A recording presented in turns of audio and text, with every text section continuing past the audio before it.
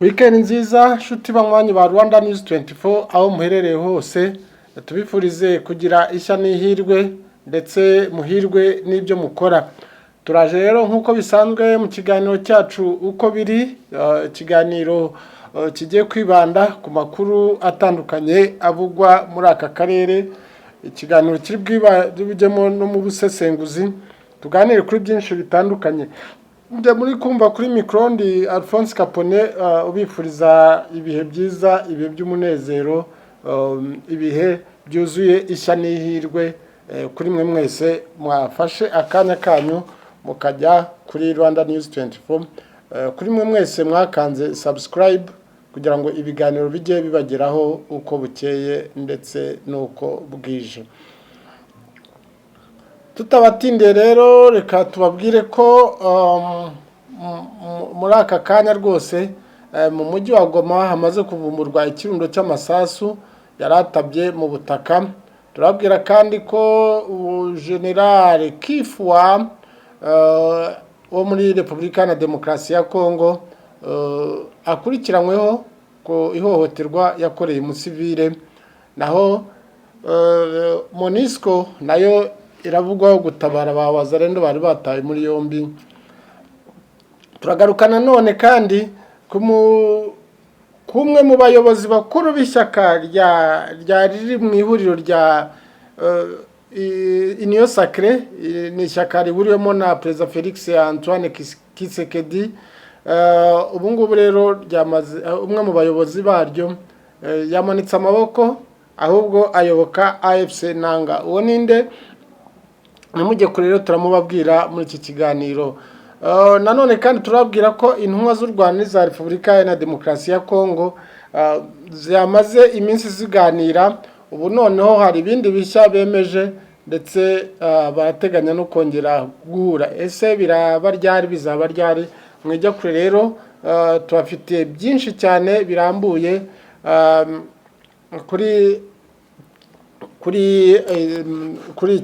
kuri iyi nkuru y'intumwa z'u Rwanda n'iza Repubulika na Demokarasi ya Kongo. Reka ari naho duhera muri iki kiganiro cyacu, aba ariho duhera tuvuga ku bijyanye n'izi ntumwa ziherutse.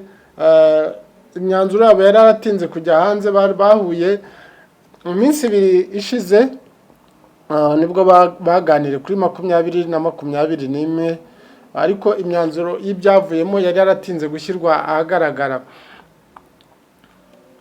Rero aba bahagarariye leta y'u Rwanda n'iya Kongo Kinshasa mu biganiro byarimo bibera i Rwanda mu gihugu cya Angola bafashe umwanzuro wo kongera guhurira muri iki gihugu mu kwezi gutaha. Uyu mwanzuro wafashwe nyuma y'ibiganiro byari bimaze iminsi bibera mu murwa mukuru w'iki gihugu cya Angola, aho byatangiye kuri ya tariki nababwiye ya 20 ndetse n'itariki ya 21 birakomeza, ari nabwo byaje gusozwa. Ibiganiro bikaba byarayobowe n'abaminisitiri b'ububanyi n'amahanga y'ibihugu byombi uko ari bitatu, ndavuga u Rwanda, Angola ndetse na Repubulika Iharanira Demokarasi ya Kongo. Iby'ingenzi rero byari bihuje izi ntumwa no gushakira akarere k'ibiyaga bigari umutekano, cyane cyane burasirazuba bwa Repubulika Iharanira Demokarasi ya Kongo, dore ko aka gace kamaze imyaka myinshi gahungabanywa n'imitwe yitwaje intwaro. Mu biganiro bitandukanye byagiye biba, dore ko byatangiye ahagana mu mwaka wa 2022, byagiye bigaragaza ko umutwe witwaje intwaro wa FDLR ari imwe mu ntandaro z'umutekano muke mu burasirazuba bwa Repubulika Iharanira Demokarasi ya Kongo ndetse n'akarere kose muri rusange. Intumwa z'ibihugu zanzuye ko ku itariki ya 20 n'iya 29 z'uku kwa munani bwazaba ari kuwa kabiri zizahurira Rwanda kugira ngo ziganire ku mushinga wateguwe na Perezida Joao Lourenço wa Angola ku buryo amahoro yagaruka mu karere. Nyuma yo guhura kw'izi ntumwa rero z'ibihugu bitatu biteganyijwe ku itariki ya 9 n'iya 10 z'ukwa 9 aribwo izi ntumwa z'ibihugu ku rwego rwa minisitiri zizahurira Rwanda baganire ku myanzuro yafashwe iganisha akarere mu mahoro arambye.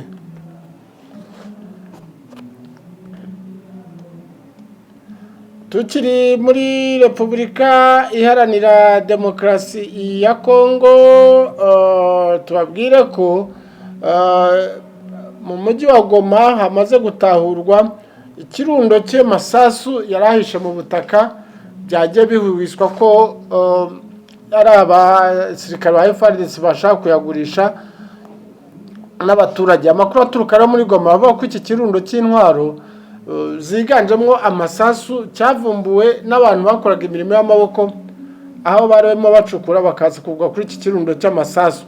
Aya masasu akaba yaravumbuwe ku wa kabiri w'icyumweru turimo mu gace gaherereye muri majyaruguru y'uburengerazuba bw'umujyi wa Goma, muri quartier yitwa Lac Vert, ni mu ntara Kivu y'Amajyaruguru, atabye mu butaka. Ubwo iri tsinda ry'abantu rero bari barimo bakora iyi mirimo y'amaboko yo gucukura ahantu harimo batunganya, nibwo bagwe bitunganye kuri iki gipfunyika cy'amasasu agera kuri 500 atabye mu butaka kandi akiri mashya. Benshi mu baturage baturiye umujyi wa Goma bavuze ko batekereza ko amasasu yaba yarahishwe mu butaka, bikaba bishoboka ko ari udutsiko tw'amabandi asanzwe yibisha intwaro, ari nabo bashinjwa guhungabanya umutekano mu mujyi wa Goma. Amakuru tugezweho n'imboni yacu muri kara gace avuga ko icyo gipfunyika cy'amasasu cyahise gishyikirizwa inzego z'umutekano.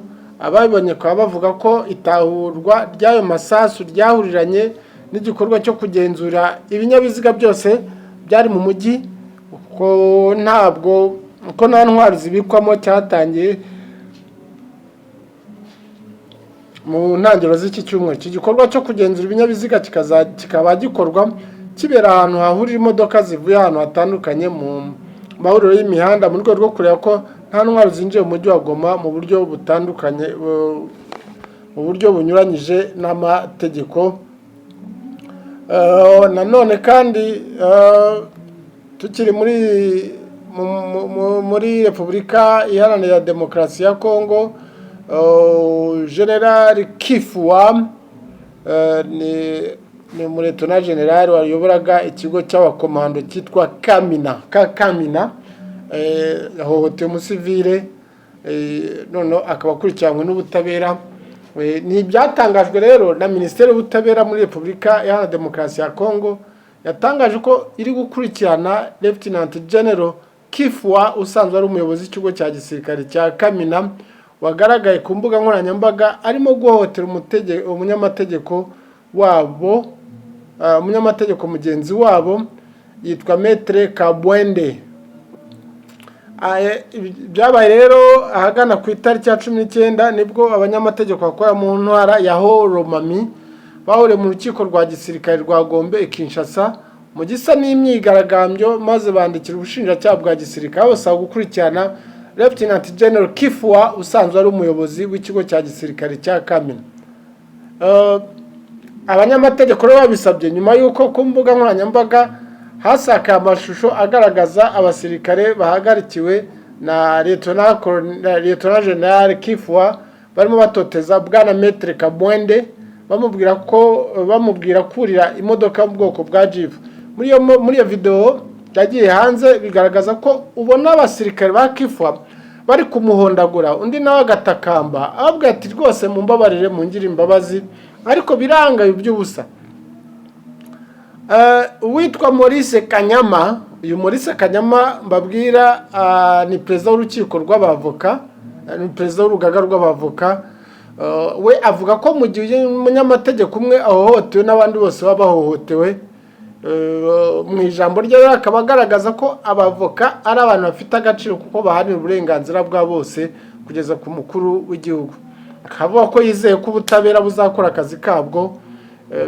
Ati rero ntituzi n'ibizaba, ariko ibyibuze ko twashyikirije kopi ubuyobozi bw'igihugu kugira ngo buri gihe icyo bikoraho ngo tubone umunyamategeko n'ubutabera muri rusange bisubizwa agaciro. Minisiteri y'Ubutabera mu itangazo yashyize hanze rero rishyirwaho umukono n'umuyobozi w'ibiro bya minisitiri, byabaye ku munsi w'ejo hagana mu masaha ya nyuma ya saa sita, isobanura ko ubushinjacyaha bwa gisirikare bwatangiye gukurikirana Lieutenant General Kifwa, kandi ko yizeza ko izakora ibishoboka byose ngo ubutabera butangwe mu byakurikiranywe birimo gutoteza no gukora ibindi bikorwa bitesha agaciro ikiremwa muntu. General Kifwa rero akaba yatangiye gukurikiranwa n'ubutabera bwa Repubulika Iharanira Demokarasi ya Kongo kubwo guhohotera uyu munyamategeko wari ufite akazi muri kariya gace. Nanone kandi tubabwire ko nari nabibabwiye mu ncamake ko uwitwa wari muri niyo sacre ni irya shyaka ni ihuriro ry'amashyaka yifatanyije na Perezida Kisekedi yagize gutya amanika amaboko ati ngewe nditandukanyije namwe nigiriye rero mu ihuriro rya AFC.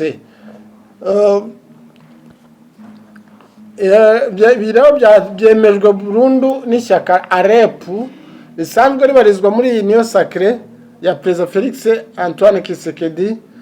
Mu nyandiko bashyize ahagaragara bigaragaza ko Maître Dudu Tikayireri uyu akaba yarasanganywe imirimo itandukanye mu ishyaka yifatanyije na AFC nanga irwanya ubutegetsi bwa Perezida Felix Kisekedi. Madame Dudu Tikayireri asanzwe ari umuyobozi wungirije wa leta ushinzwe gushyira mu bikorwa ubukangurambaga ndetse akaba ari umwe mu bashinzwe ibibazo by'amatora muri federasiyo yo mu ntara ya Chopo.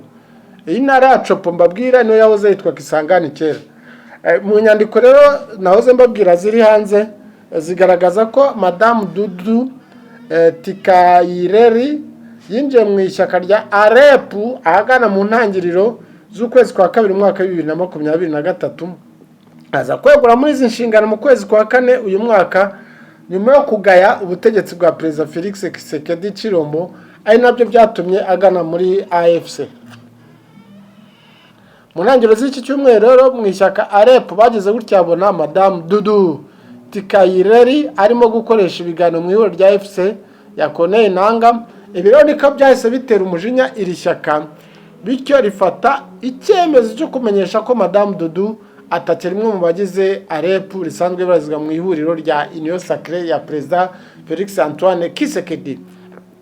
Madame Dudu Tikayireri avukira mu ntara ya Chopo ari nayo Corneille Nangaa avukamo. Dudu rero azwi kandi kuba yarigeze kuba kandida mu matora ya guverineri w'iyi ntara ya Chopo yahoze yitwa Kisangani. Amakuru rero ava muri ibyo bicemera neza ko Madame Dudu Tikayireri yakiwe neza muri AFC ndetse amashusho ahari anamugaragaza ari gukoresha ibiganiro mu ngabo za M23 isanzwe ibarizwa mu ihuriro rya AFC.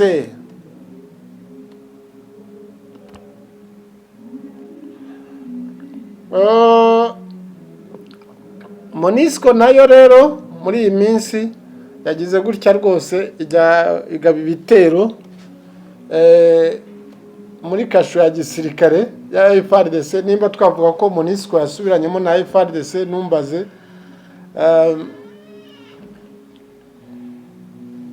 Ni ingabo z'umuryango w'abibumbye zishinzwe kubungabunga amahoro muri Repubulika Iharanira Demokarasi ya Kongo zageze ibohoza abawazarendo barafungiye muri kasho ya gisirikare mu gace ka Beni ni muri Kivu ya ruguru.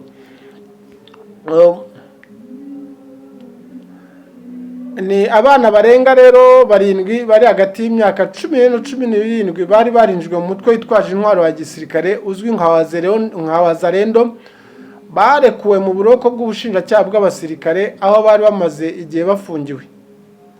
Abarwanyi rero kugira ngo bafungurwe byaturutse ku mbaraga n'ubuvugizi bwa Monisco binyuze mu gice cyayo cyo kurengera abana. Bamwe muri bo rero bari bamaze igihe bakorera Ikasanga mu mujyi wa Beni, abandi bakorera Imabalako mu ifasi ya Beni.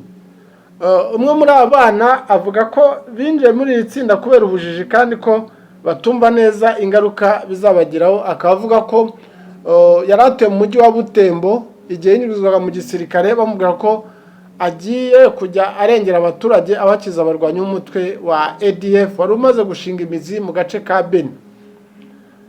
Asobanura ko ubwo yajyanwaga muri uyu mutwe bizwa ko ibitangaza birimo kubahindurira ubuzima bakagira ejo heza, ariko nyuma yaje gutungurwa nuko ahubwo imibereho yarushaho kubaho mibi. Rero byatumye bashaka kuva muri uwo mutwe, ariko igisirikare gihita kibata muri yombi, bafungwa amezi 3 batahurwa na MONUSCO. Yahise ibashyikiriza ibiro by'umuryango w'abibumbye bishinzwe kurengera abana, ari byo UNICEF. Aba bana rero bakaba ari mu maboko ya UNICEF, ikaba ariyo iri gucunga ubuzima bwabo n'imibereho yabo n'ibindi byose bitandukanye. Twavuga ko bitaberanye n'uburenganzira bwa muntu muri kariya gace ka Repubulika Iharanira Demokarasi ya Kongo, aho ni Beni nyine twababwiraga. Ni byinshi rero bivugwa muri kariya gace, ntitwabivuga ngo tubirondore ngo tubirangize, ariko reka dusubikire ikiganiro cyacu ahangaha. Mwese twabanye muri iki kiganiro tubifurize kugira ishya n'ihirwe, tubivurize amahoro n'umugisha bituruka ku Mana. Nge mwari kumwe muri iki kiganiro, ndi Alphonse Kapone, ubifuriza icyumweru cyiza. Ariko n'abatindiye mbere ko nsezera, nagira ngo mbabwire ko ubushize nigeze kubabwira ko hari inama yahuje ihuriro ry'abanande n'abahutu bo muri Repubulika na Demokarasi ya Kongo kugira ngo bashyikirane. Iyo nkuru sinaje kuyirangiza kuko tutarabona amakuru arambuye yabyo. Imboni yacu rero iratwandikiye iduha amakuru asesuye avuga ko community y'abahutu na community y'abanande bashyize hamwe barababarirana ku makimbirane amaze iminsi abera muri aka gace abera muri Nande, cyangwa se bakunze kubita ngo ni abandandi. Bikaba babarizwa muri community yitwa Baraza. Iyi Baraza rero ikaba ari ryo huriro rihuza aba bahutu bo muri aka gace ndetse n'iyi community ya Nande. Community y'Hutu rero cyangwa se ihuriro ry'abahutu basaba imbabazi ihuriro ry'abanande cyangwa abandandi. Iyi community y'abandandi nayo igasaba imbabazi community y'abahutu. Bakaba banasinye